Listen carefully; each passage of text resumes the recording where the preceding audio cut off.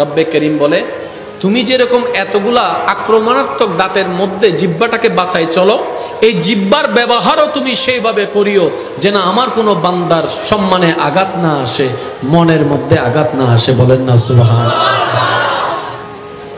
মেরাজের রজনীর একটা হাদিস বলে আমি শেষ করছি, আপনাদের থেকে বিদায় নিচ্ছি। মেরাজের রজনীতে আল্লাহর সাথে নবীজির যত প্রকার কথা হয়েছে, যত রকমের কথা হয়েছে, তার মধ্যে একটি কথা আম্মা জান আয়েশা সিদ্দিকা রাদিয়াল্লাহু তাআলা আনহার মাধ্যমে আমাদের পর্যন্ত পৌঁছেছে। সেটা কি? রব্বে করিম নবী রাহমাতুল লিল আলামিনকে বলেছেন, আপনার কোন উম্মত, আমি রবের কোন বান্দা যদি আমার দিকে তাকিয়ে আমাকে খুশি করার জন্য কোন বাঙ্গা মনওয়ালার বান্দার মন যদি জোড়া লাগাই দিতে পারে, কান্না মুখে যদি হাসি ফুটাইতে পারে, এটা যদি আমার দরবারে পছন্দ হয়, ওই একটা আমলের কারণে আমি আল্লাহ দয়া করে তার সারা জীবনের গুনাহ মাফ করে জাহান্নামী থেকে জান্নাতি বানায় দিতে রাজি আছি। বলেন সুবহানাল্লাহ। সেজন্য আমি সবসময় বলি, বলার চেষ্টা করি, সামনের জন যেই হোক আল্লাহর বান্দা হিসেবে মূল্যায়ন করার চেষ্টা করবে। সে আপনার স্ত্রী হোক, আপনার স্বামী হোক, আপনার ভাই হোক, আপনার বোন হোক, যে হোক, আমরা চিন্তা করব সে কার বান্দা। ভাই একটু জোরে বলেন না, সে কার বান্দা? আল্লাহর বান্দা। একবার দরুদ শরীফ পড়েন, আল্লাহুম্মা সাল্লি আলা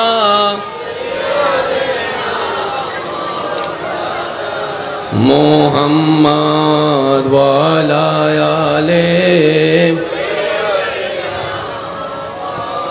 হুজুর এসে না ওয়াজ সিডেঙ্গে মানুষ দরুদ শরীফের আওয়াজ বিললে না তো কেন জোরে জোরে আল্লাহুম্মা সাল্লি আলা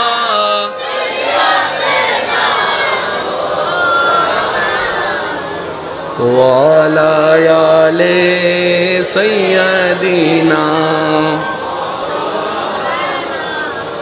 মুসিবত না পাই যদি, মুসিবত না পাই যদি, করুণা তোমার